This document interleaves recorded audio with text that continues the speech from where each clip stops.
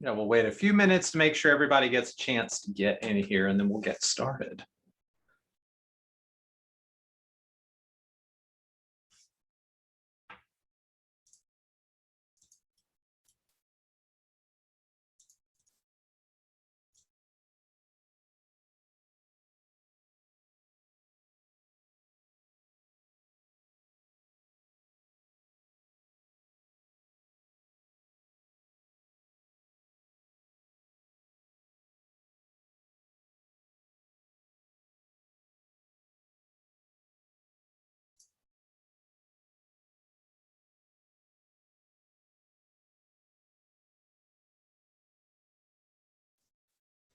Look at you running this Zoom like a pro. Trying to.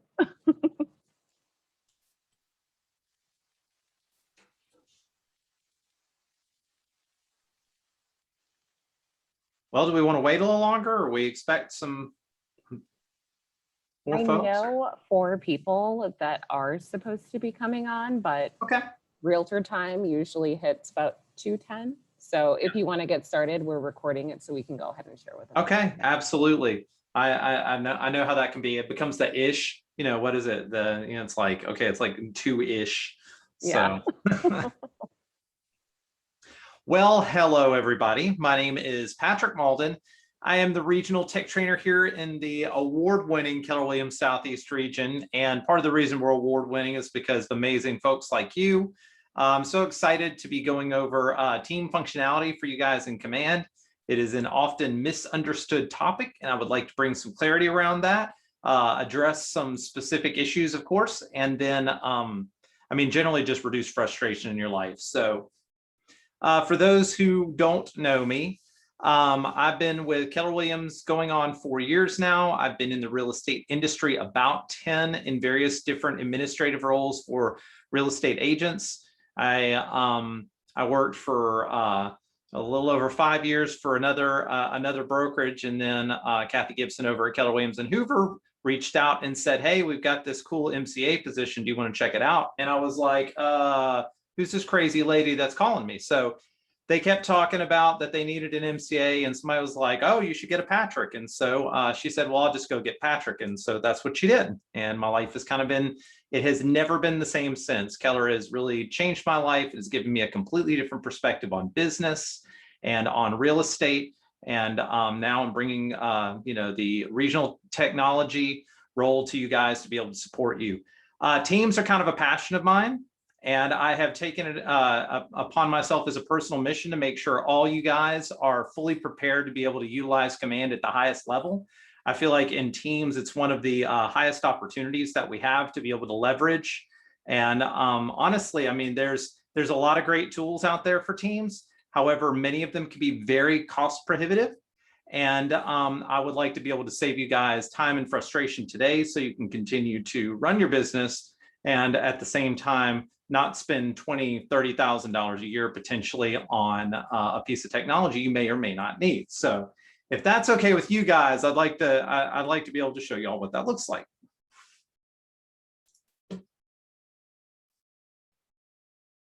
All right, so just so you guys know, I'm the kind of person that does like feedback. So when I ask questions, I don't mean them rhetorically. So please feel free to interject. Please feel free to ask questions as we go through the process. We have plenty of time to go over everything today. I want to go through the core pieces, and then I want to be able to answer specific questions as far as with your team structure to be able to give you guys some best practices on that.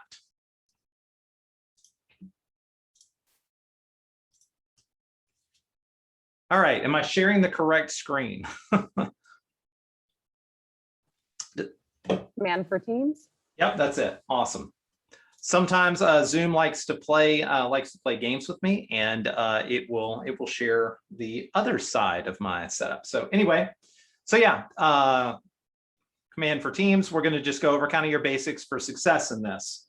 Of course, like I said, who I am.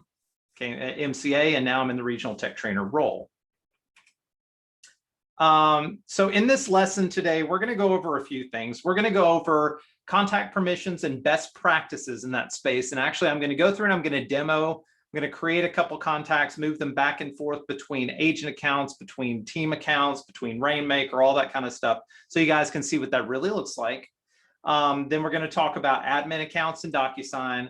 We're going to talk about team smart plans. We're also going to talk about the opportunities pipeline and accountability and what that kind of looks like.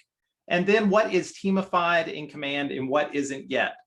Sometimes frustrations that come up around teams has to do with the fact that maybe somebody misunderstood something and they thought that a specific function in Command is teamified. For example, PySync.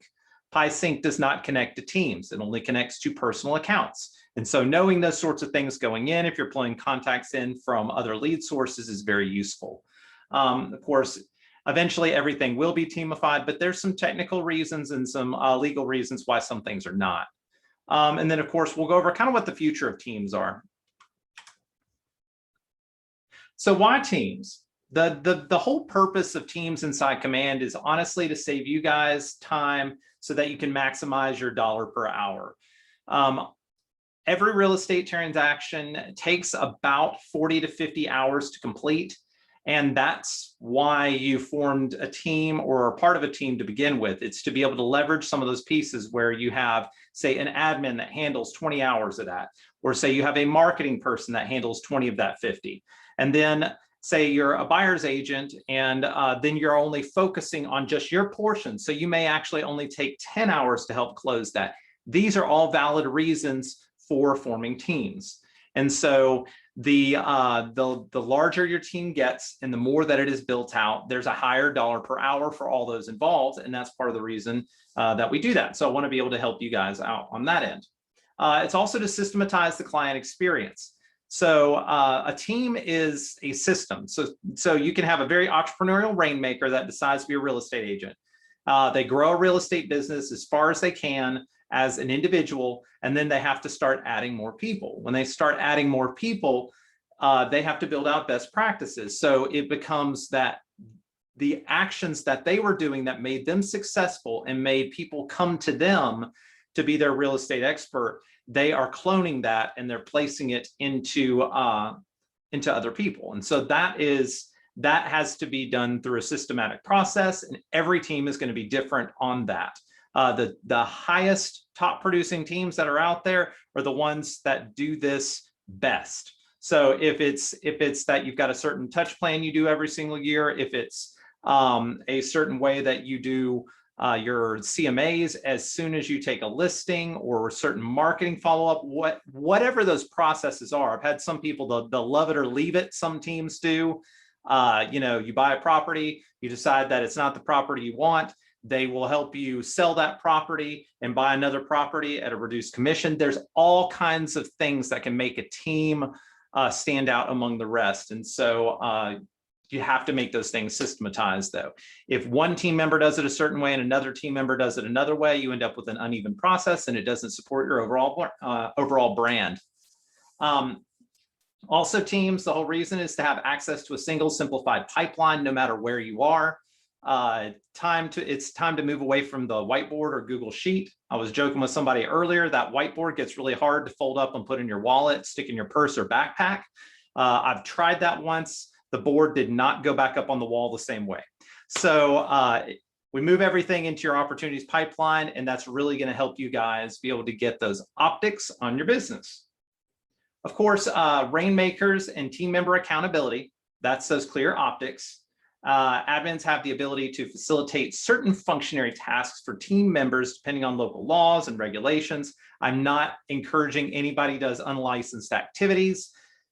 However, let's say that you're just wanting to turn paperwork in for compliance that has already been completed. By being part of that opportunity, you can do that with the Market Center end. Unified branding and follow-up, that falls under systematizing things, but we can do that with smart plans and, of course, best practices. And then, of course, there's lead generation and routing through Facebook leads and other sources. So there's a lot you can do with teams. However, the most important things with teams first have to do with the setup.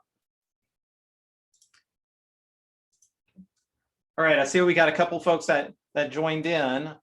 How are you guys doing today? I want to make sure we got somebody out there. I'm doing mic check 1, 2, mic check. Hey, Patrick, it's Lori from The Perfect Property. How are you? I'm fantastic, Lori. How are you today? I'm doing well. Good, good. Awesome. Okay, so a couple things on making sure that your command account is set up right to begin with. And I don't have a slide for this, so I'm actually going to show you what this is. So what I'm going to do is we have what they call a demo Rainmaker account for regional tech trainers. So there's no telling what funny contacts are going to be in this thing and what silly things other market center tech trainers have come up with. But a couple things to note that need to be set up correctly on the front end for teams to work is, number one, you have to be a team inside of Teams administration. This is set up first. When you're onboarded to Keller Williams, they put you into Winmore. And once you're in Winmore, a team can be built inside of Teams Administrator. Your MCA can help you with that. They can make sure that that is correctly structured. You have to set at least one Rainmaker, and that Rainmaker is basically going to own everything in the team. Now, there are situations where you have two Rainmakers. Red Hawk Realty Group from my old market center, they have two Rainmakers. That is just an example. It's going to depend on team to team. However, when you have two Rainmakers, the first Rainmaker is considered the primary, and so all ownership is going to revert back to that person. So just be mindful of that. Otherwise, add two Rainmakers, and what that's going to do is both of you are going to have the same view of everything that is going on in the team. The other thing to note, and so hang on, let's make sure, I want to do a reshare to make sure you're getting the right place here. Is the other thing we want to make sure is taken care of is that that under settings, so we're under the regional tech trainer team here. And if we go under settings, you're going to see a team management thing in here. So everybody that's been added in as far as Teams admin from Winmore and from the Teams administration tool inside of and connected with Winmore, that whole system, they're going to show up under these general setting team management. Now, as you can see in this demo team that we have an individual agent, we have an admin, there is a guest account, and then there's also the Rainmaker. I would advise people not to use the guest admin accounts if at all possible. The reason why is they have limited functionality anyway, but if you are hiring someone to come work on a team as an admin, and you are comfortable enough with them having your credit card or bank account information, then there's no reason they shouldn't be added through Winmore, eligible for profit share through your local market centers rules, and added into the team as part of this. So they still have to be added in through Winmore. They don't have to be a licensed agent to be added as an admin. They call it a POO status. And then they can be an admin on the team. So this one actually it's an assistant MCA, but just imagine the AMCA right there is actually just RTT admin. So we've got a Rainmaker, we've got an agent, and we've got an admin. You can see down here on the right side, we have standard, unlimited, and enhanced permissions. So the permissions are basically what people are going to be able to see from the team in general. So we'll go over what specific contact permissions are here in a minute, but these permissions, and if you're ever curious and you forget what they mean, you can click on permissions. Standard means if it's not assigned to you on the team, you can't see it. Okay, so if you're a team member and there's a contact that the team generates and they assign it to you, you can see it. But if another agent is on the team and they get a contact assigned to them, you cannot see it. Then there's enhanced, which is essentially, it's similar to unlimited, but without the ability to delete or export contacts. And so unlimited is that you have full access to team command. You can see everybody's contacts and opportunities in there. So the reason for those things depend on how you're going to run your team. Most team members will be standard. Most admins would be enhanced or unlimited. However, that's going to completely depend on what sort of access that you want to give them. All right. So contact permissions, this is where most of the confusion, when I have one-on-one team consults, this seems to be where most of the confusion comes in. And so there's basically 4 areas of contact permissions. So there's the account. And so the account is either the personal account or the team account. A rainmaker cannot see under any circumstance what is in the team member's personal accounts. There is no permission for that. There is no granularity with that. If it's in your personal account, only you can see it. It is behind the firewall, so to speak. Then there's the team account. So I like to think of the team account as like the common bucket that everybody's working out of, or if you want to think of the common filing cabinet or Rolodex or whatever, depending on what age you're at. Some of us may not, some people may not know what a Rolodex is, but I very much remember my Rolodex. It took me years to fill it out completely right. And then by the time I did, I moved on to a different industry and it didn't matter anymore. So anyway, when you're working retail, a Rolodex doesn't really matter too much. I'm just saying. Okay, so and then ownership. Ownership is who owns the contact. So if a person leaves the team and the ownership is theirs, the contact goes with them. So if I have a personal contact, I bring into the team so that the team can help me work this contact, and I still own it per whatever team agreements, and you guys all handle your team agreements however y'all have outlined and done from the beginning. And I know that every team deals with this a little bit different. But if I'm getting to retain ownership of that, when I leave, that ownership will come with me and that contact will come with me. If the ownership is the team's ownership or the rainmaker's ownership, and I am assigned the contact, then that means I can work the contact, I can see the contact, I can manipulate the contact, but if I decide to leave, it reverts back to the other owner. So, and they're an assignment, that's what assignment does. Assignment is essentially who is working the contact. Collaborators, another bit of permissions you can put on there. Collaborator is less valuable. It has a very niche use case. And that's essentially like, hey, I'm going to be out of town for a couple days. I need you to have, I need you to be able to see the contact information for the client that this seller I'm currently working with, and you may need to communicate with them. So I'm going to add you as a collaborator so you can put notes in there to say what you did to help them while I was out of town, and you have their contact information. However, you can't delete anything. You can't create an opportunity. You can't change ownership. You can't really do anything but make notes and see the contact information. Does all that make sense, guys? I know it's kind of a lot. Yeah, that makes sense. Okay. So I'm going to walk you guys through a couple. Yeah, go ahead. So can the collaborator create an opportunity? Negative.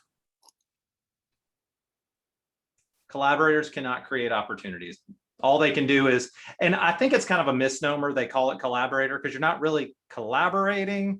So I don't know, maybe they will, in some of the interface cleanup they're doing, maybe they'll change the wording of it. There may be a reason they picked that, but yeah, that's what it is for now.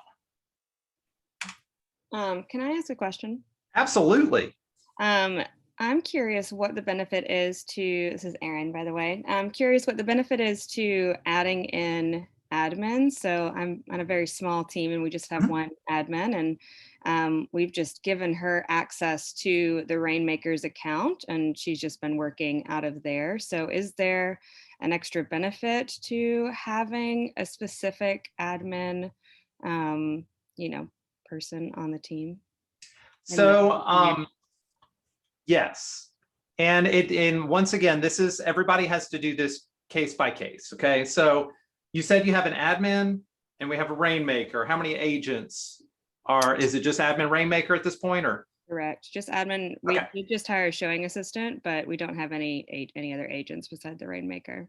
So in that case, not so much. Okay. So you're not gonna feel the full benefits of that until you have, say, a couple of other agents on the team. When you have a couple other agents on there, and we'll walk through what that looks like, but they can create an opportunity for themselves that opportunity is part of the accountability piece for them. So the Rainmaker can see who has what business, Right. and then they can add the admin as an assignee on the opportunity. And when they do that, the admin can then get into their DocuSign, .loop, whatever is connected to that opportunity, and be able to have separate access. So the Rainmaker's not having to give up their access that they may want to pull back later to the admin, if that makes any sense. Yeah, that does. Thank you.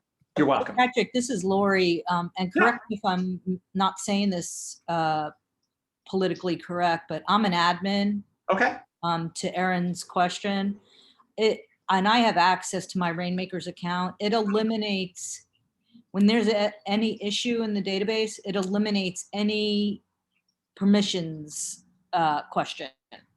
So you get right to the point because you have all the permissions as the Rainmaker that you possibly could need. So that could not be part of an issue. So it really has helped a lot in eliminating that as being part of any issue. It does. You should be able to have enhanced privileges though. And if you're coming up against something specific, I'd love to know what it is so I can pass that along. However, enhanced privileges should overcome most of the same Rainmaker things. There's some very niche instances where it doesn't, but that's the purpose of the enhanced is, hey, you've got an admin. I don't want them to be able to delete contacts from our database, but I want them to have access to all of them, if that makes sense. Yes. So here's a couple of for instances, and I'll walk you guys through this. If you already know these things, awesome, fantastic. This will be a great refresher. If you don't, this will be super valuable. We'll go through a personal contact becoming a team contact, and then and how it's assigned to the original owner, and then a team contact being assigned to a personal contact, or a team contact being assigned to a not a personal contact, but to a team member. I did not. Actually, I wrote that wrong in the slide. Sorry, guys. I made a couple updates right before the class, and I did not properly proofread, so I apologize. I'll fix that here in a second. Create a team opportunity and add an admin to the team opportunity. So there's a workflow to that. If you are a team member, you create the opportunity, and then you add the admin as an assignee, and then hit start transaction inside documents. It will add, so long as that admin has their own DocuSign account, it'll add them to the document room at that point.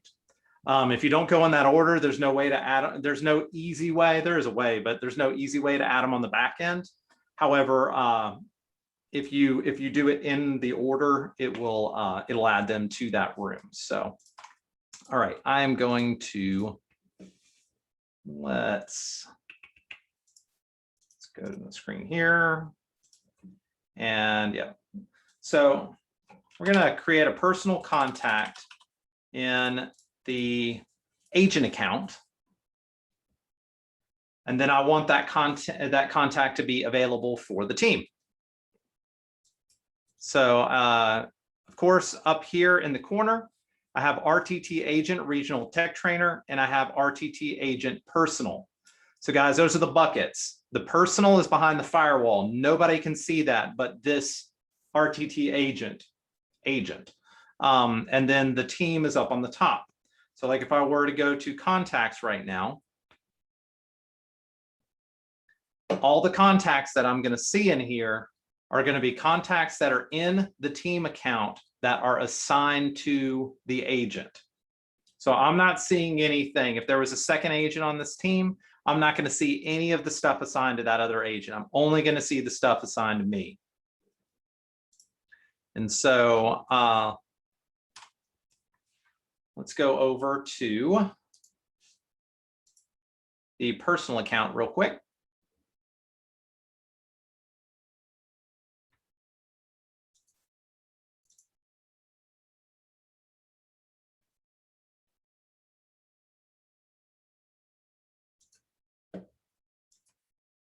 Yeah, my internet's been acting a little odd today, guys. I apologize.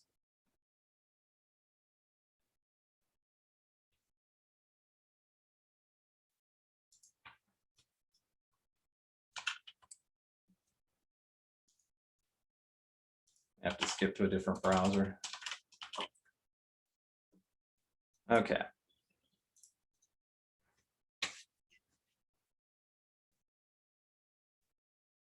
I have a VPN, and sometimes my VPN does funny things.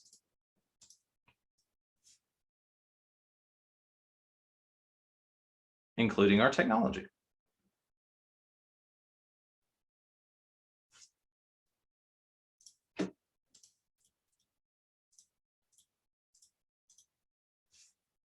They didn't change passwords on me, did they? Let's see that. That would make sense.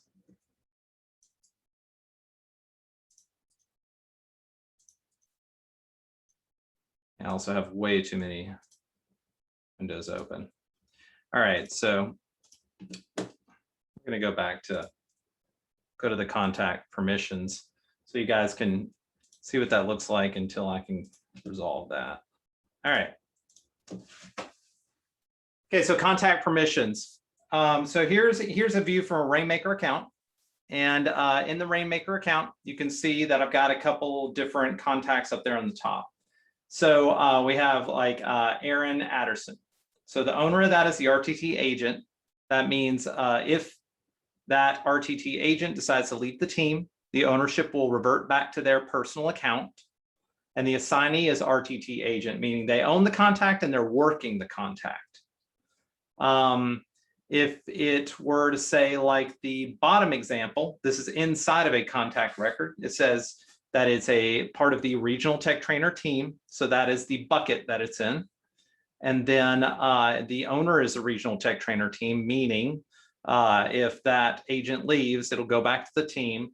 And then the assignee actually says RTT Rainmaker. If it was RTT agent, then that would be like the above example. However, if they leave, they don't get to keep the contact.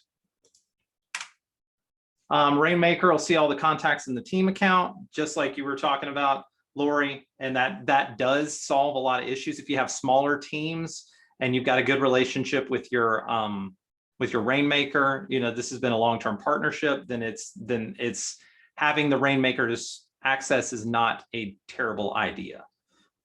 There are situations where, say, you may bring an admin in that you don't know so well and they haven't had a chance to go through their 30, 60, 90 days. And you want to be sure that it's somebody, I mean, you know, essentially it's somebody you can trust. So that's when you can get a little more granular about access. So the team members will only see the contacts they've been assigned unless they've been given enhanced or unlimited.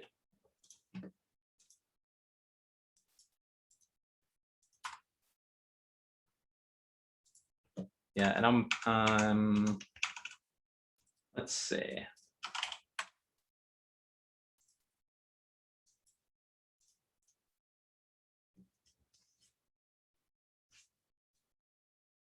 All right, well, okay. We'll just move on to the next part. My RTT demo account is not working now. It is also something they lab out of, so they're always adding new stuff. Opportunities are created in when an opportunity is created in command and the admin has enhanced or unlimited access, they'll be able to add the DocuSign room upon start transaction like we were talking about, so long as they are assigned to the opportunity. So one of the things that I early on didn't quite get is that opportunities can have more than one person assigned. So a contact can only have one person assigned, but an opportunity can have multiple people. So you may have a situation where it's a y'all make co-op deals. So let's say that the Rainmaker's on it, but then also the agent is on it, and maybe they co-op a 50-50 on it. Or two of the other agents on the team are doing it. They could both be assigned to that opportunity. Mainly, the reason for it though is to be able to add an admin so that you can have access when you go through to your document management program. If for some reason the admin is not added to a DocuSign room, the people can grant them shared access / forms under people. So that is one of the newer features they added into DocuSign to be able to make that a little bit easier for you guys. Admin will need a DocuSign account for the feature to work.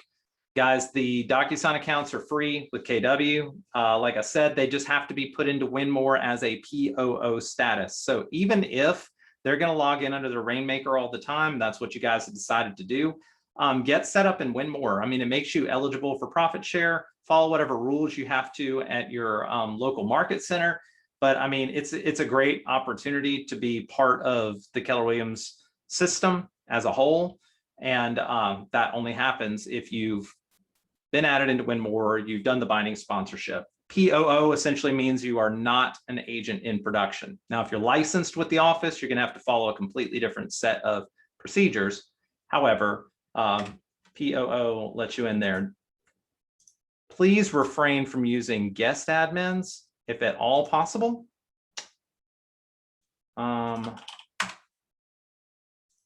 The guest admins have some odd access pieces that can be a little bit confusing. There was a bug there for a while that if you transferred contacts into a guest admin account, that they fell down a black hole, and you ended up having to get support to actually log in and re-export and move those over for you. So I'd hate for you to have that happen. Okay, all right. Let me move back to the other screen share here. Cool.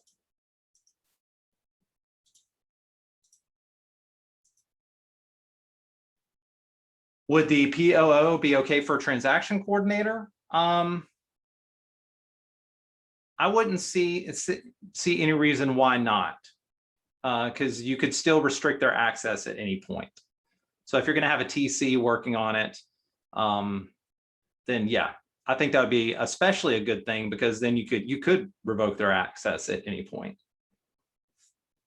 Okay, so we're in the RTT agent. We're in their personal account. I'm going to create, let's see, let's just create a contact. So I'm just gonna, I'll just pick on Aaron. If my fingers can type today, guys. And I'm gonna get the whole name right. I'm gonna picked do a it. hard one. I'm impressed. Well, Lori's there too. So both of y'all. Okay, how do you pronounce that? It's Strasball. Strasball. Okay, fantastic. And then we could just say Aaron at aaron.com. Okay. We could just say a random phone number. Cool. I'm going to actually hit save. And so this is now a contact in my personal database as just me personally. We had a relationship before I got into real estate, and we ran into each other at something the other day, and it was like, okay, cool. So you're looking to list your property. I need to get that in the team. I want the team to be able to start working that contact. However, it's my contact. Per the team agreement I have, I get to keep my personal contacts if I leave. So I'm going to just go, cool. Click on the little checkbox here. There's a couple ways you can do it, and I'll show you the other way, but you can do bulk if you want, do more than one, but this little drop down here, you say change account. When you hit change account, you can move it into the team. What that will do is I will retain ownership, but it will be in the team account, which means Rainmaker can see it. It means that anybody with that level of access can see it. However, I still own it. That's one way. And that would be the bulk way to do it. So if you've got a bunch of contacts. If I want to do just this one contact, if I'm inside the contact card, I can hit the little 3 dots and say choose account. And then I can move it over to the Tech Trainer team, which is what I'm going to do. Contacts account information has been updated. And as you can see, it's no longer in my personal database. Person is gone, but not really. They've just been moved over to the team. So now if I go into the team, now you can see RTT agent, regional tech trainer team. I'm just going to search for Aaron, and then boom, there we go. So that contact is now inside the team. It is owned by me, RTT agent, and it is assigned to me. So I'm working it, I own it, but it's in the team. If I wanted to release ownership, I could, and I could allow the team to have it. And it's just going to go back to the team at that point. However, I'm not going to release ownership because this is my personal contact and I want to keep it.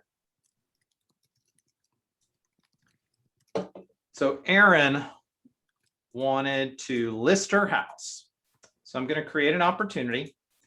And as you can see up here at the top, it only says Regional Tech Trainer Team. Reason why is one of the things that we did in settings on the Rainmaker side is we disabled personal opportunities. So one thing to note about opportunities is once they're created, they cannot be moved. So it's important that if y'all don't do personal opportunities at all, just turn the functionality off. It's easy to do. When we get back over on the Rainmaker side, I will show you guys what that is. It's just a couple little clicks. So that's the reason why there's no other options here. The owner is going to say RTT Rainmaker, and it's going to say whoever the Rainmaker of the team is because they own the opportunity. They don't own the contact.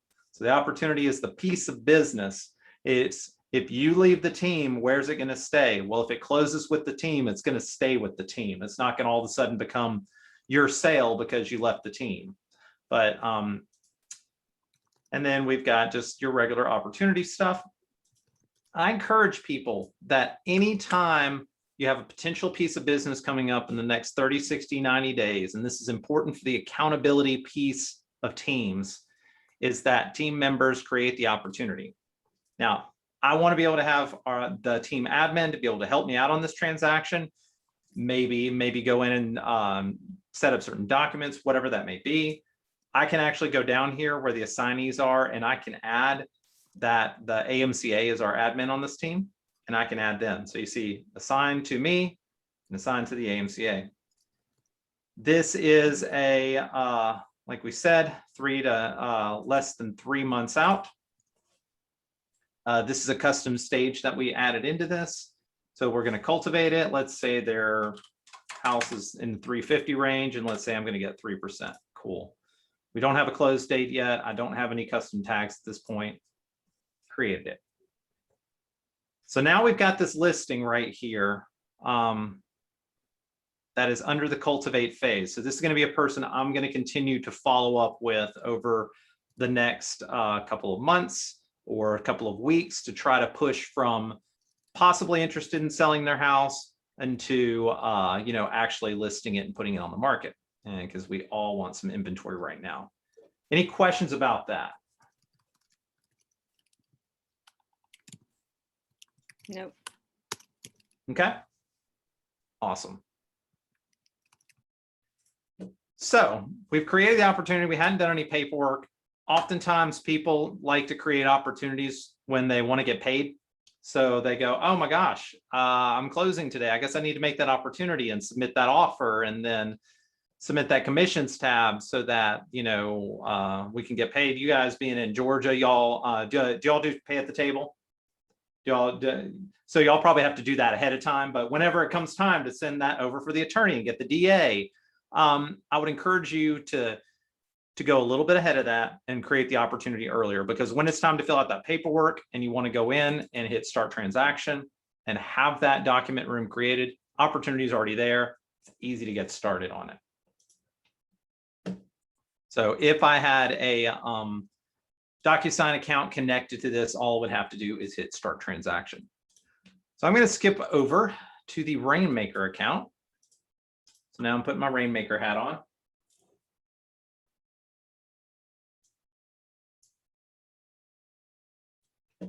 And I'm waking up that morning.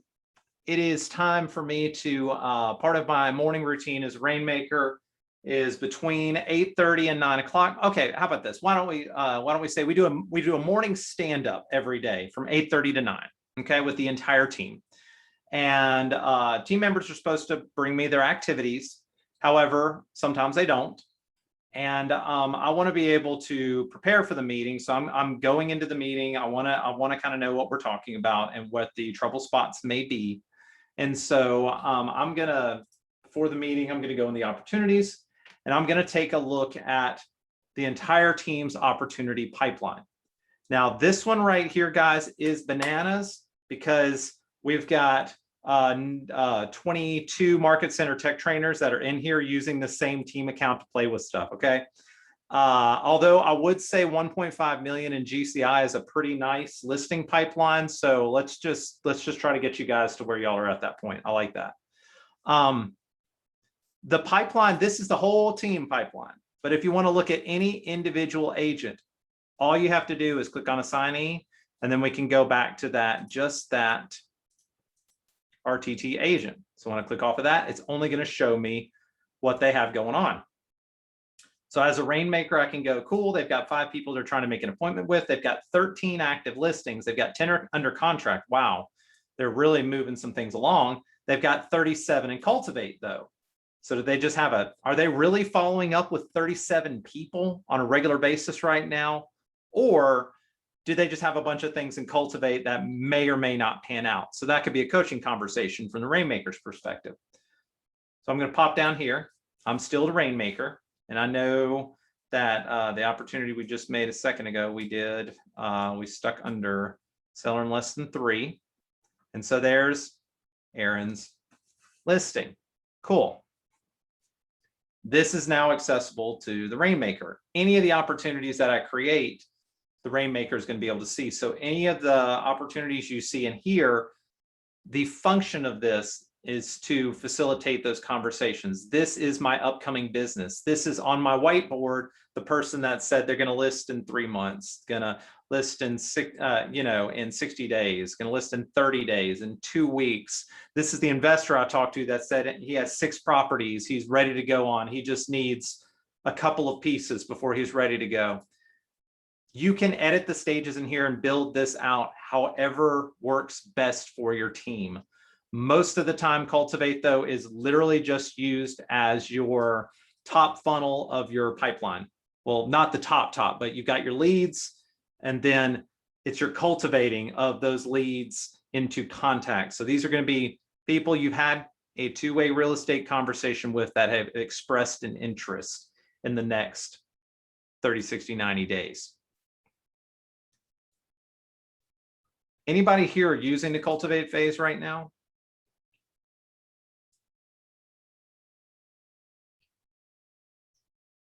Okay. So I've got a rainmaker. I mean, this depending on where y'all's production is at, and I don't know everybody's team, but I've got a rainmaker that's also an RTT that he uses command 100%. And so he actually uses this piece for his accountability. He has 14 team members, and they do between 125 and 150 units a year. And this is how he keeps people on task. Every single week, they've all got different, he does a one-on-one with each one of his team members at different times a week. So I guess he does a 30-minute one-on-one. He's got 14 members. So 7 hours of his week he spends just doing one-on-ones with his team members to keep them focused. When their Cultivate has too many in it, it's about moving them further down the line, getting them under contract. When he has a bunch of them under contract, but there's nothing in the Cultivate, it's about how are you working your database? How are you identifying the motivated people that are currently out there? And those things are what drive the conversations when he sits down with them, and he uses this to do it. Do you guys see any value in that? Just want to make sure I'm speaking to the right pieces.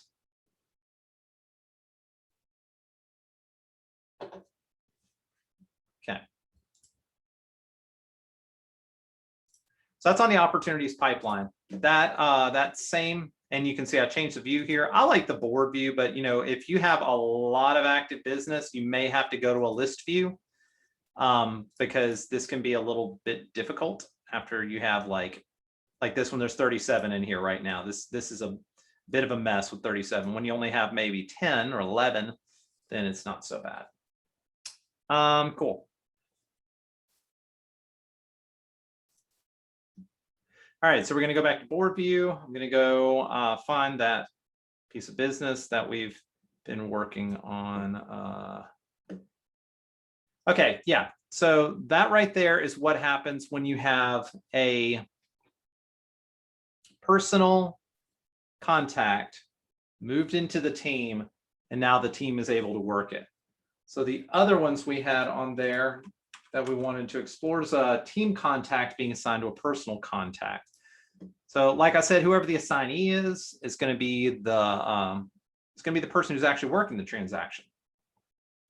And so I'm in here as the RTT Rainmaker. The Rainmaker is going to be able to reassign these people to team members. It can be assigned through lead routes as well, and we'll kind of discuss what that looks like and some different options for that. But let's say, say this, yeah, this is a great one. Say this wonderful person, Agent Services here. Agent Services, we want to assign this contact to our agent so they can start working on it. Say we've been doing some marketing, or maybe we're breaking up our database into different blocks. We could do it by tags. We could do it by lead sources. We could do it by a lot of different things. But let's say this one particular person, we're like, this person is going to be working with our agent. We can go through the bulk action side, and then we can go down to assign to. Super simple. Select team member, RTT agent, boom. Now Agent Services is being worked by RTT agent. Agent Services, RTT agent. So if I go out and I go back under the RTT agent,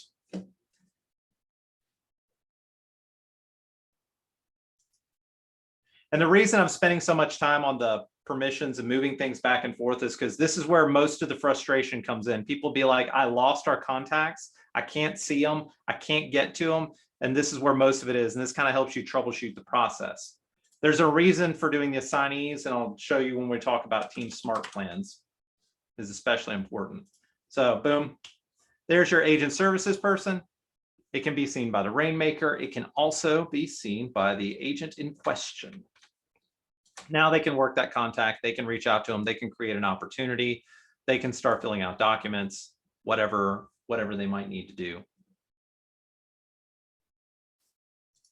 All right. So Team Smart, let's see, actually, hang on, go back to my slides.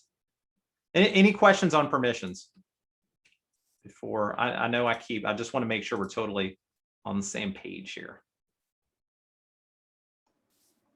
Hey, Patrick. Yeah, go ahead.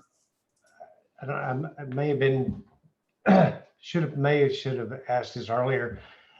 When I'm trying to move personal contacts to the team contacts, I got a lot of them. And when I move them, I lose my tags. So they're not actually gone. They get moved into something called legacy. They go into legacy, but they just still don't search properly. No, they won't. You have to recreate the tags. The legacy is a placeholder.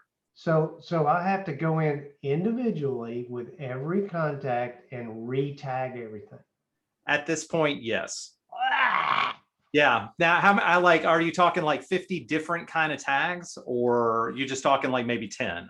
Because you can sort by, let me make sure I'm not 100% wrong on that. You can sort by the legacy, I believe. And then you can just select the list and bulk assign. So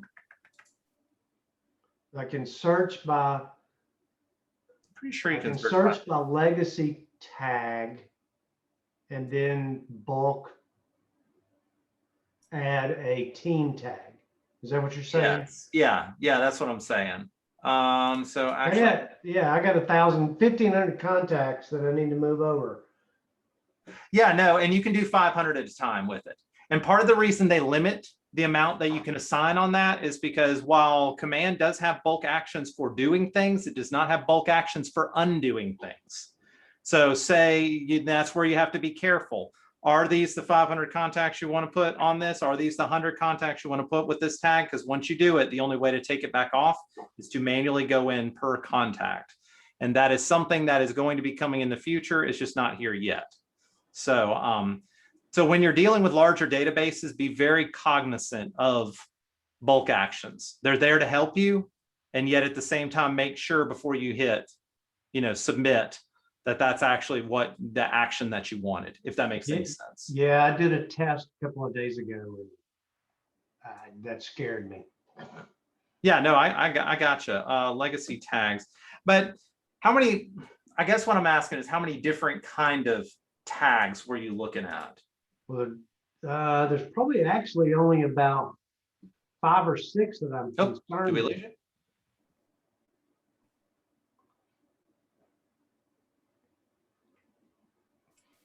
Up, did I lose you? Did y'all lose me? Am I still here? I see you. Okay, yeah, everybody's still here. Hey, man, can you hear me, Patrick? Yeah, there you are. And actually, while we were talking, I had one other idea you could do on that. So leave them in your contacts, okay? Leave them in your contacts, export them from your personal account to a CSV file. Then you can put all the tags that you want in the tags column. And when you do your import to your team, which you can do now, it will automatically assign those tags. So that would actually save you a lot of time if you haven't already moved them over. Export them? Are you not going to lose a lot of data if I do that? Do you have like notes and things like that in there? Oh, yeah, notes and. Yeah, you'll have to move them. I mean, you'll have to move them in batches. Yeah. Okay. Yeah, I didn't know because there's contacts and there's contacts. You know what I mean? Like a lot of time, it can mean a bunch of different things. People can say, "Oh, it's a contact. It's a name, a phone number, an email address." No, but if you've got notes, you're gonna have to move the contact between accounts. Okay, thanks. You're welcome. Now, like I said, though, if you guys are moving large amounts of contacts between different CRMs or databases, just be cognizant that you can bulk do things. It's hard to bulk undo things. So if you're working with more than 1,000 contacts, feel free to reach out to me, and I'll help walk you through the process to make sure that we do it right the first time and just save you a lot of frustration. I had somebody recently that synced their Brivity, and they didn't really spend a lot of time on getting the permissions right with PySync, and they ended up with 118,000 contacts in command. And they were all the match fields were incorrect. Lots of stuff wasn't right. And what they essentially had to do is 50 at a time, they had to go and archive and delete. So that ended up being a PySync that took a couple of hours, ended up costing them weeks worth of work. And I'd hate for you to end up in that particular situation. Brivity is especially a weird one where it creates for every contact record, there's like 6 different contact records. So that doesn't mean that there's 118,000 contacts. It just means that Brivity creates that many on their data tables. And so anyway, probably more than you need to know. All right, guys, Team Smart Plans. Team Smart Plans are great. What they allow you to do is to market directly to the assignee. So say you're the admin signing in under the Rainmaker, you're setting up some Team Smart Plans for people. You want to do some automated texting, just as an example. It will go to, say, the contact assignee. So you want to, or come from the contact assignee. Say you've got email campaigns, you want them coming from individual team members and not the team, same thing. Without the assignee, that doesn't happen. So command email, they're building it out to be even better and better. I use it all the time for things for the Market Center Tech, the Regional Tech Trainer role. You get 5,000 emails for free. Advanced analytics are coming probably within the next month or two. So you're going to get reports akin to MailChimp, where right now it just tells you if they opened them or didn't open them. You're going to get really granular reports coming soon. So those sorts of things are fantastic, and you can set up team templates. I don't think Tony's gonna get to do this meeting, no supervisor.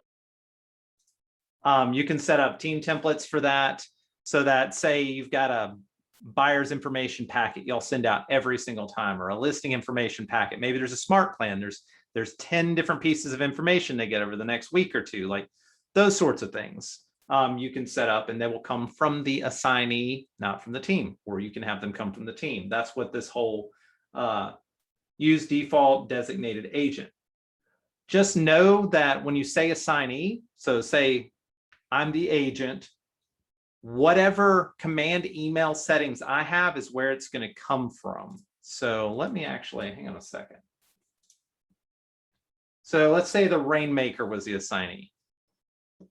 If you actually go in under the settings and you go down to command email, it's going to come to the email address that's in here. That is set as your email address is going to be the reply to. Another interesting thing about the reply tos is when people reply to them, Kelly sends you a notification. So say the smart plan goes out, it is assigned to the team member. The team member, the email hits just the right person. They reply back and say, you know what, I've been meaning to get up with you. Not only will that email be brought back to that agent based on whatever it says in that agent's personal command email, it will also give them a notification on Kelly saying that someone replied to that email. So you get a double touch on that to make sure that you don't miss it. It won't tell you what's in that email. It'll just tell you that someone replied to that email. So you'll know they replied to the campaign, and then you'll get it in your email. So Patrick, this is Lori. yeah, go ahead. This is the area that I'm really interested in, so I might have a gazillion questions, but Please ask a gazillion questions. I love okay. it. So I have my Rainmaker and I have an agent. Okay. If I choose this and the agent is assigned to the opportunity, Okay. well, actually, it's not the opportunity. So we're in Smart Plan. So when I set it up, the reply to email is the agent's email. Okay. When the client or the receiver of the email replies, the agent will get the reply back. That is correct. Yes. And that's based on the agent's reply to email in their personal settings. That is correct. Yes. Okay, thank you. Yep. You're welcome. And so that's where some of this stuff gets granular. So guys, team campaigns are coming. And so let's say that everybody on your team has their own Facebook page, which I'm not recommending this. I'm just using this as a for instance. Let's say they all have a different Facebook business page. That's like Patrick Mauldin at the Premier Group or whatever. And then you've got like Aaron at the Premier Group, and then you've got Lori at the Premier Group. You've got several different Facebook pages. When team campaigns go live, you will be able to send campaigns from the Rainmaker's account through the other people's Facebook business pages that they are not on admins, that they are not admins for because of Team Smart Plans. So say you wanted to send a Facebook thing and do Facebook ads for a specific team member, you're going to be able to do it on their behalf. Does that make any sense? It's one of the things that's coming through. And actually, hang on a second. Do they have that built out? And do they have a provision for this account? I'm curious. Team campaigns. Yeah, but it won't. We don't have any teams connect. We don't have any social media accounts connected to this. I don't know if it will show me. Let's see.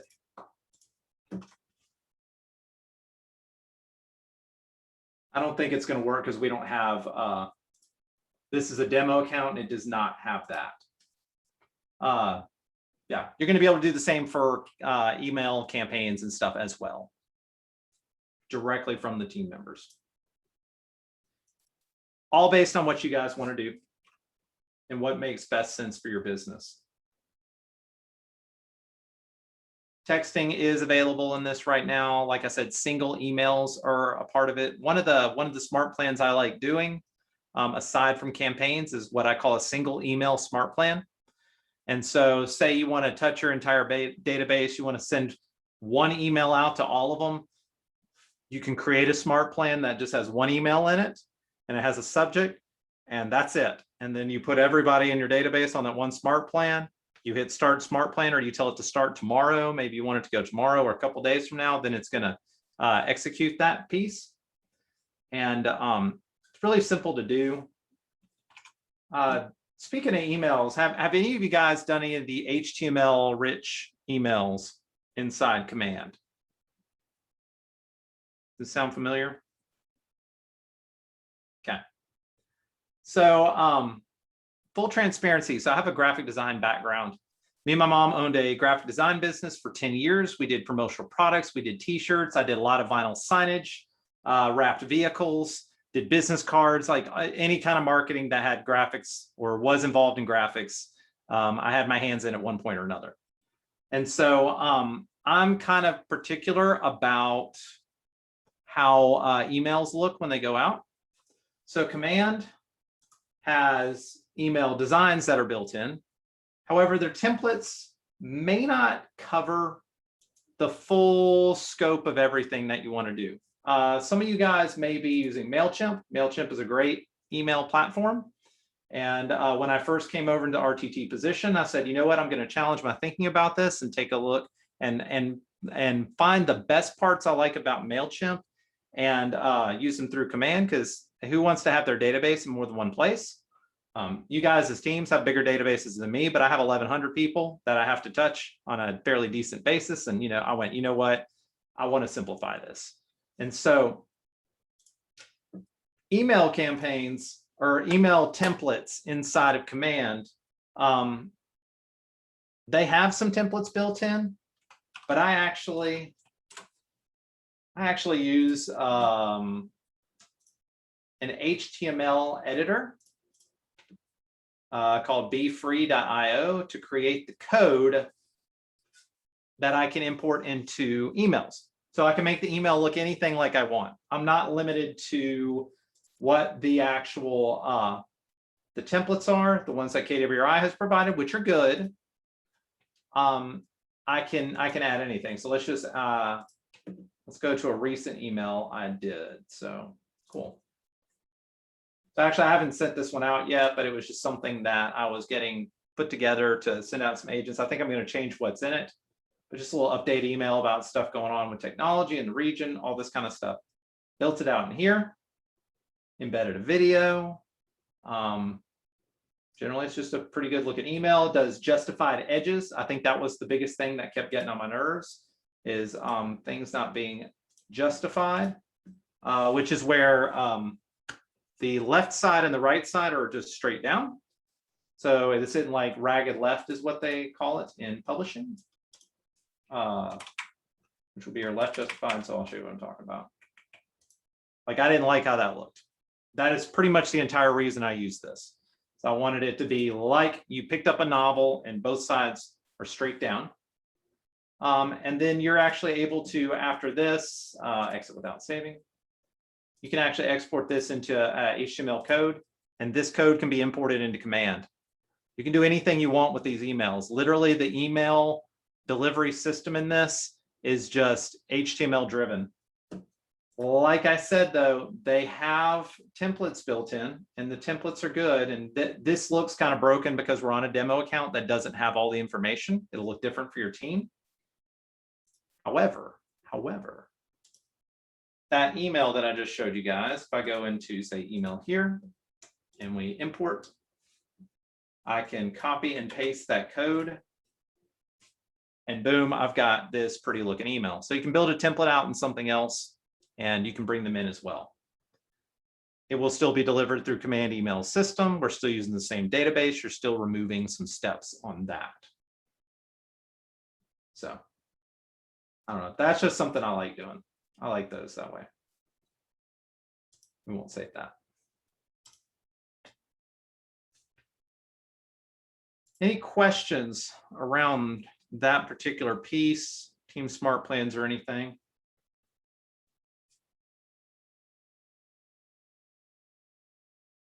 Okay. Let's see. Of course, there is lead routing. So lead routes. Hey, Patrick. Yeah, go ahead. I'm sorry. Question about smart plans. Yeah. Will smart plans do, I know they send out stuff to clients, but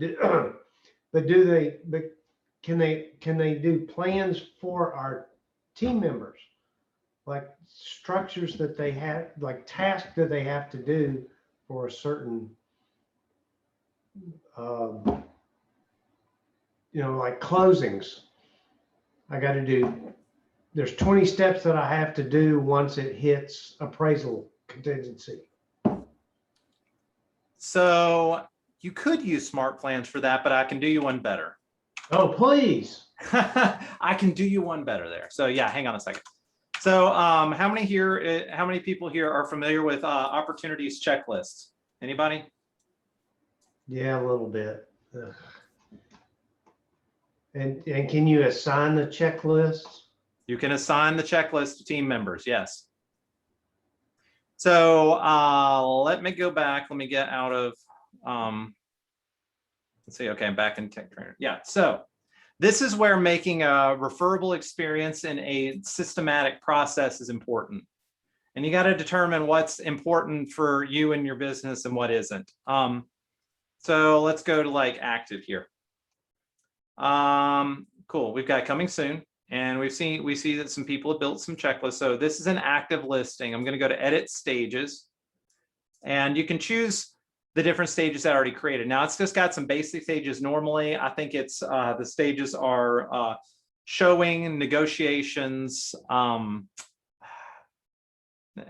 can't remember because they've messed around with this one so much, but it's pretty simple. But determine the stages that make sense for you. And if you guys, actually, before we get off, I will send you a list. So hang on, Marty, seller and buyer. Marty Miller and a couple of others got together and they made a basically a best practices list on opportunities checklist. So you guys can basically pick what you want in it and what you don't. You build out your checklist, you choose what's important. So like on a coming soon, it may be like, go get photos. Yeah. Have a staging company come, Matterport completed.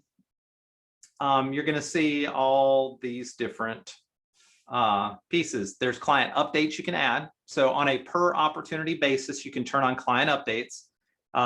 This would be especially valuable with sellers so that when a certain time of day goes by, everything that you've checked off that day, they're going to get an email with just a quick little list that just says, have staging company bring furniture, schedule photographer, get Matterport completed, check, check, check. Like those things are done. It's not something you have to do any extra work for. This is where you build it out. However, when we talk about assigning and what it looks in practice, if we just go to say this test listing here, and I click on the checklist, all I have to do is say, have staging company bring furniture. I could assign that to the AMCA. Say schedule photographer. Let's say for some reason the agent's actually taking care of that. These tasks are going to show up for that agent under what they call opportunity tasks on their command. And so everybody in command has this. And the same thing is going to be for you. If you're a single agent and you build a checklist and something needs to be done on the checklist, it's going to show up in this opportunity tasks. And when you check these things off, it's going to be checked off on the other side. So the admin can go through and assign the people. Rainmaker could go through and assign people. The agent could just be responsible for everything that's in their list. Something could come up and a specific person needs to handle it. And the person that it's been originally assigned to can't do it. You can assign it to somebody else. It's all going to show up in their opportunity tasks when that happens. And you can see a lot of these say past due. You can set due dates on them as well. So does that help answer your question? Yeah, I think so. So it shows up as opportunity tasks. Mm-hmm. It does. As to who it's assigned to. Yeah. So I'm in the Rainmaker account right now. I'm only going to see the opportunity tasks that are assigned to the Rainmaker. If it's an opportunity I created and no one's assigned to it, then it's all of a sudden my task. But if I had assigned this to say the agent, it wouldn't be in my list. It would be in the agent's list. And you can, when you do the checklist, you don't have to assign it each and every. Do you have to sign it each and every time, or is it? So tell me your use case on this. Well, what would be your workflow? I mean, let's say that it goes under, something goes under contract, then there's a list of things that has to be done. Mm-hmm. And my closer needs to do that. So there's maybe 20 things that has to happen. needs to show up in their to-dos. Then you could do that a couple different ways if you don't want to sign it every single time. If they are logging in under your account, they're just going to be on your opportunity tasks. So if you're not using your opportunity tasks for your own tasks and it's just for those sorts of things, you could have your closer admin looking at your opportunity tasks as their checklist, if that makes any sense. But yes, you will have to assign things. So if I was an agent on the team, yeah, at this point you have to do manual assignment. Mhm. And it's for every task and not the whole checklist. Correct. Yeah, because there's going to be some things that in one checklist you could have multiple people involved in it, so they don't have assigned to all one person at this point. Yeah. Okay. All right. Thank you. Oh, you're welcome. And like I said, I'll grab that. Actually, hang on a second. That opportunity checklist. Marty had put, and I thought I had saved these links, and I apologize for that. But they're super helpful and they're a good jumping off point. Opportune checklist. There we go. Come on. Let's see. Here's one. This is the buyers, and then we can do listings. And these are just inspiration. I mean, it's gonna be different based on your local market, based on your personal processes. You know, it's gonna be different for you. And that's the challenge on teams, is that everybody is running their own business and doing things a little bit different than everybody else. So, right, it's what happens when you end up sharing a couple screens and you've got 3 PowerPoints open and you're going, hang on a second, which one did I have shared? Sorry, guys.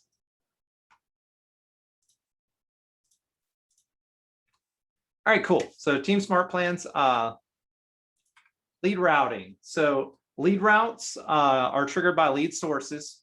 Lead sources are created under the Rainmaker settings. So there's you can set like Facebook leads, realtor.com, all kinds of different lead sources. Lead sources are not part I put that they are not part of an import from PySync. That is true. However, there is a way to PySync with lead sources in there, depending on where they come from. So there's some automation that can be done. And this is one of those, feel free to reach out to me. Feel free to talk to your Market Center Tech Trainer next week. Me and the Market Center Tech Trainers are going to be on with a couple of RTTs to go through some of this automation. There are some people that say receive lead sources through email parsers. Command doesn't have one built in, but you can add one to Command. So there's a way to do that. Various different lead routes available for teams, such as round robin, weighted round robin, jump ball, and random. So your round robin's just, you've got a list of 10 people. It starts at the top, it goes to the bottom, starts over. It's not actually weighted round robin. That's weighted random is what it's supposed to be. And that's, they're more likely to get it than others. So you can say this person gets more, this person gets less. It's not an exact science. Jump ball, whoever gets to it first, and then random is just, let's roll the dice and see what happens. Depending on your lead source, you may need a different solution for making use of this. And like I said, we can set up a one-on-one because there are so many different types of lead sources these days, and no company has the same API or integration. And the reality in the market out there right now is every company that's generating leads, they are trying to get you on their platform, and they really don't want to share it with anything else. So as you see things go forward, you're going to see this with some, I won't name any names, companies, but you're going to see them getting more proprietary with their platforms, to where you're not going to get notifications through your email. You're going to get it through an app, or you're going to get it through their platform. And that's the only way the notifications are going to come in. There may be no export functions. There are things that some of the other companies are doing to lock out other CRMs from being usable, if that makes any sense. Okay, go ahead and name names. I can't. I can't. I'm legally bound to have have to skirt the edge on that. So I'm just making you guys aware of it is all. Opportunities pipeline, we talked about that. For most teams, we recommend disabling personal opportunities. That's inside their Rainmaker account. This will prevent team members from creating opportunities under their own account, which can't be transferred at a later date to the team. Creating personal opportunities locks out admins as well. So a couple things to note on that.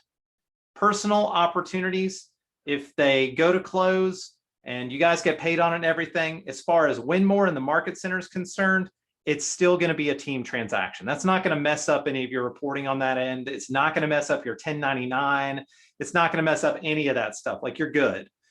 What it does stand in the way of is you being able to say your Rainmaker being able to see the opportunities your team members are doing, and your admins from being able to assist with them. And there's no team smart plans and all that kind of stuff. Like, you're kind of knocking out that whole piece of teams.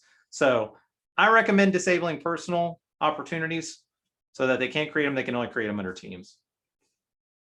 For an admin to be part of an opportunity, it must be created in the team and they must be assigned as an assignee. So that was down on the bottom of the opportunity where it has the person creating the opportunity is going to be an assignee. You can add the admin as well. And that does have to be done on every opportunity.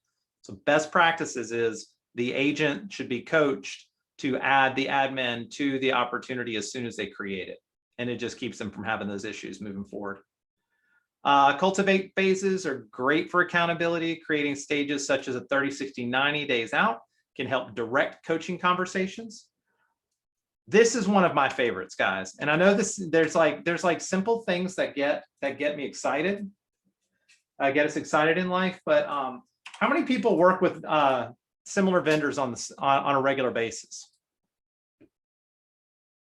You have a certain preferred lender, or maybe a certain, title or home warranty company. Maybe I'll work with 210, or maybe your closing attorney, I'll work with like O'Kelly or something like that on a regular basis. Okay, just would it be valuable for you to be able to easily at a glance know who is a part of what transaction?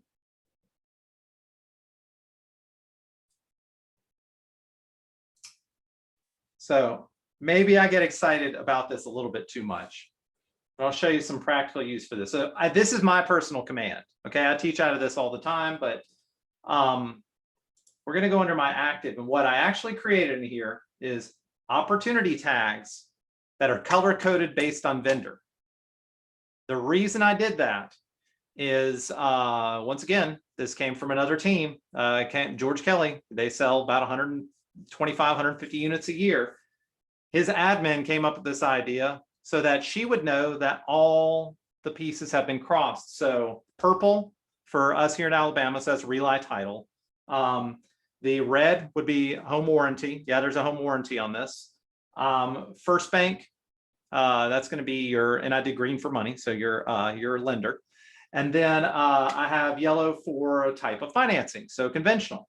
So these things we have at a glance, instead of going, oh crap, where's that closing checklist I have that has all the different things on it? You could even plus this a little more and go on, say the closing attorney, you could even make another tag for which office is it closing at. So maybe they've got 10 offices and you get confused over which office is which. You could put that in there as well. The admin would have access to this at any time, just looking straight at the opportunities pipeline. I think this is probably one of the best uses of it. Another thing that it's really good for is, so we talk about at Keller often about being in relationship with your clients.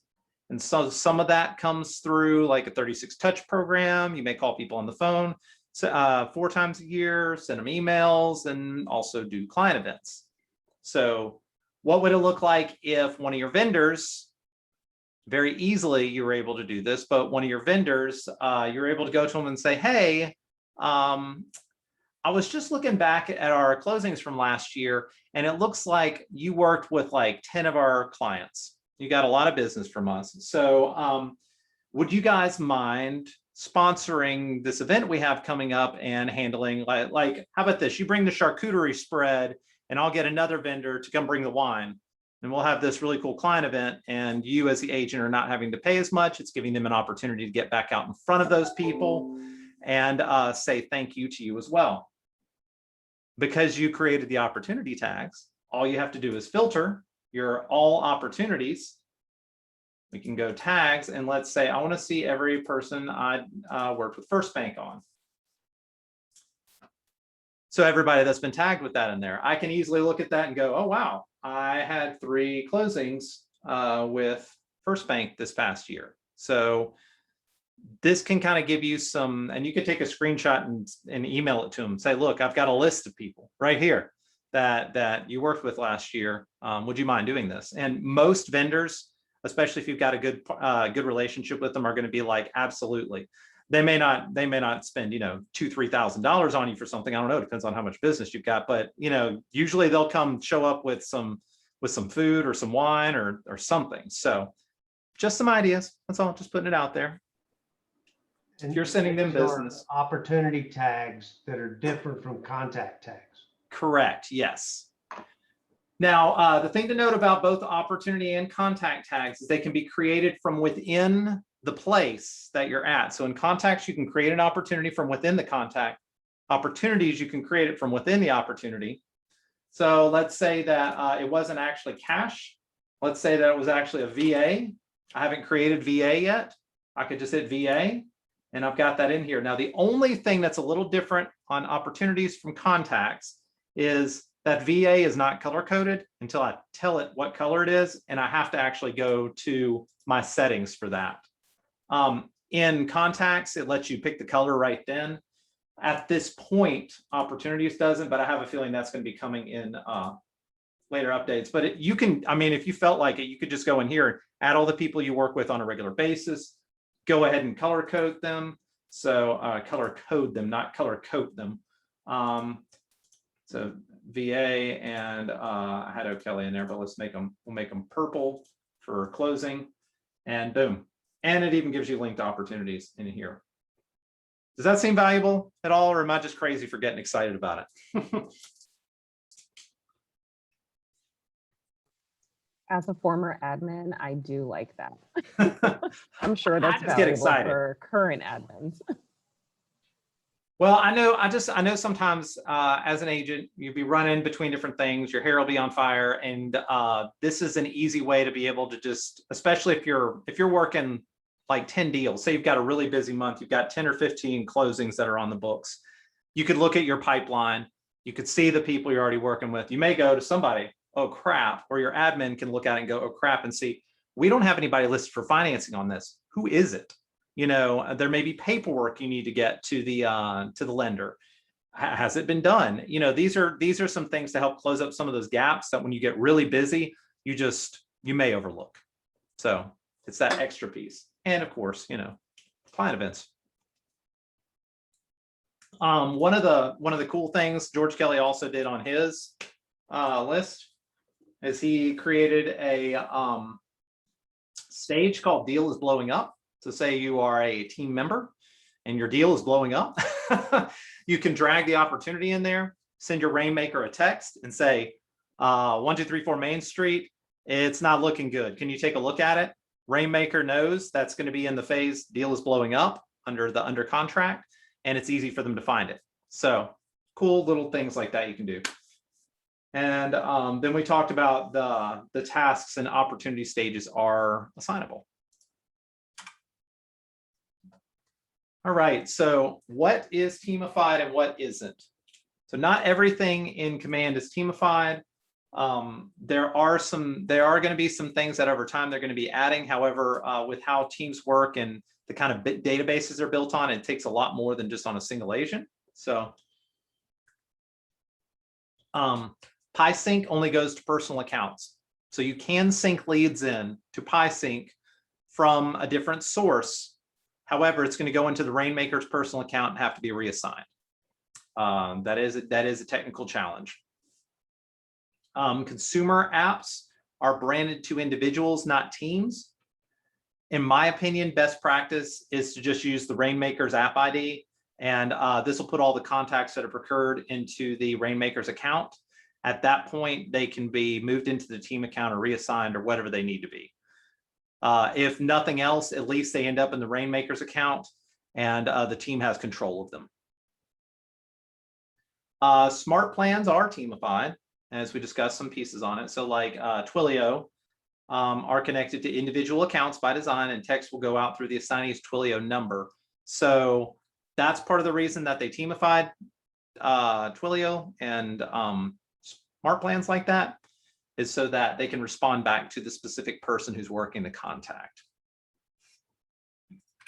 Future of teams, of course, is to create a stable and reliable experience for Rainmakers and teams, to give you guys better top-down analytics for reports and teams, which, by the way, command or not, how many of you guys know where to find your multi-year trend and team reports in Keller Williams? Y'all know where to get those? Okay. If you don't, reach out to your leadership team. I want you to have access to that. The reports in my KW for your teams are awesome. There's so many good pieces in there, so many things you can use for coaching, so many things you can use for your business planning at the end of the year. Make use of it. All the data is there. Activity tracking tools for team members is coming. So one of the things that's in labs right now is all the team members that are in active production. One of the things is like an email they'll receive every day where they can turn back into the Rainmaker what they did. So like, I'm feeling good today. I'm feeling bad today. I talked to 10 people. I set 2 appointments, like that kind of stuff. However, if you don't feel like waiting for that, you could always create a Google form and set it up on a recurring send from your email to everybody on your team, and have that Google form captured to a spreadsheet, and just make that part of your routine in the morning to go in and check and see if everybody turned in their numbers. So there are opportunities. Teamifying designs, Facebook ads, consumer app, and more. So the designs teamifying is right now, everybody can go into designs and do whatever they want to do. The plan in the future is, say the admin goes in, builds out the team designs for everybody on the team, and then the team members can only use the designs that the team wants them to use. So say there's specific Facebook stories y'all use, or postcards, or Facebook posts, or Instagram stuff, or whatever. You can build all those out for the team, or choose the ones from the library that the team will use, already branded to the team, and then team members will have access to it. And then, of course, user face improvements, like we talked about. It's easy to bulk do things in command. It is not as easy to bulk undo things. So those are part of the user improvement stuff. And guys, let me tell you, Chris Cox, that has moved into the role that essentially Josh occupied when mostly occupied before he left Keller Williams. Chris comes from Bain Consulting, which is the #1 consulting company on the planet. And they were able to take USAA, which was number 100 in user satisfaction, to like #1 in 2 years. Chris is amazing. He has a bit of a dry personality, so if you ever hear him speak, don't expect to just get whipped up, and like Gary can really get your fire going, or like listen to Jason Abrams, like you're just ready to like go out there and take market share. Chris is way more subdued, but he knows his stuff. And since he has been here, I mean, the amount of tickets that KWRI gets has dropped by like 60%. Stability has increased. User interface has gotten better. They've kind of pumped the brakes on some of the innovation, and the developers are giving the time that they need to dive into basically just making it a better experience for you guys. So a very clear use case that we just looked at earlier is in contacts, you can add tags by just typing them in, and you get to choose what color they are. In opportunities, you can add tags by just typing it in, but you can't choose what color it is. That's an inconsistent user interface piece that is part of the things that they'll resolve. So those sorts of things, just little things that you don't really notice, you just feel that it's better, if that makes any sense. There's gonna be a lot of that coming. In the past week, I wanna say they made something like 370 improvements to command, so. Okay, My mouth is completely dry, and I feel like I've I feel like we've covered a lot. How are you guys feeling? Good, bad, indifferent? I mean, it's okay. I'll take it all. We appreciate you doing this, Patrick. Absolutely. I'm happy to be here, Wes. Guys, I'm going to link in the chat real quick. Let's see. I like to keep track of, well, hang on a second. Let me do it where you can actually click on the link. Zoom is kind of funny like that. It doesn't automatically make things hyperlinks. If y'all would leave a quick review on how I did today. Good, bad, or indifferent. I like feedback because I want to be able to show up for you guys and just provide value. That's the only reason I'm here. I don't want to create just another class. I don't want to give y'all just something else to attend. I want to make sure that you guys are getting value from our time together. And so part of that comes through feedback. We say feedback's a breakfast of champions here at Keller Williams, and I do believe it. Once again, thanks for coming, guys. KW Connect Technology is a great place for more training. The Keller Williams Southeast Region Technology YouTube channel is something that I run, and I'm always putting up videos about new stuff. Of course, your Market Center Tech Trainer on your boots on the ground there is going to be able to support you guys. The KW Marketplace also has professional services for command. So if you feel like you really need something one-on-one to have somebody walk you through from start to finish, that is available. Also, I'll give a quick plug to MAPS Coaching has new technology coaches, and they're awesome. One of them is actually here in the Southeast region, Sam Jackson. He's a really cool guy, and he does great work. And their job is not to coach you to technology as much as coach you to your business and how to use technology. So imagine your traditional MAPS coach that is coaching to mindset and to you as a person and your goal and objectives. And yet that person is also able to give you technology solutions with it. That is what the kind of the new MAPS coaches are doing. So I'll give a plug specifically for Sam Jackson. However, Sam Jackson, Marty Miller, and Mike Hillary are the new coaches in that space. Support, answers.kw.com. Your local market center is always going to be your support. Support at kw.com is going to be to turn in tickets and things. But if you've got an issue that's coming up, let your local leadership know. We want to get these escalated as quickly as possible and resolved.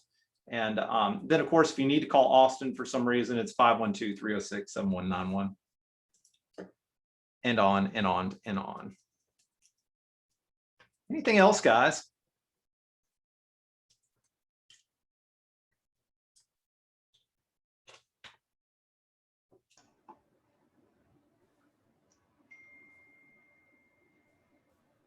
Well, hang on a second.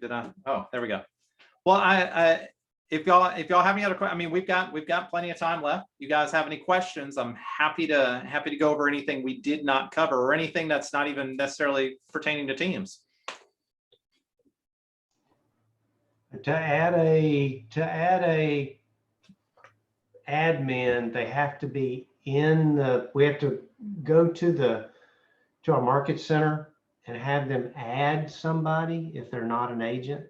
I would recommend that, yes. And that's for a couple different things. For one, it gives them full access and command to where it's all granular and everything. And two, it makes them eligible for profit share. So let's say you do bring an admin in and you do want to add more team members, and they happen to have a friend who's been getting into real estate, and they've got a sphere in their past, whatever that may be.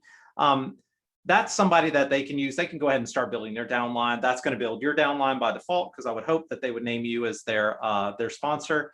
And aside from that, by getting them in that piece, it just brings them into the whole. It brings them into the whole fold. So it gives them access to a lot more than just being able to work inside your command. It gives them access to resources on KW Connect. They can get their own email address. I mean, there's a lot of advantages to them actually being added.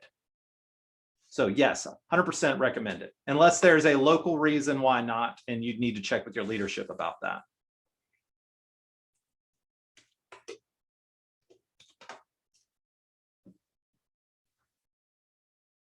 Anything else, guys?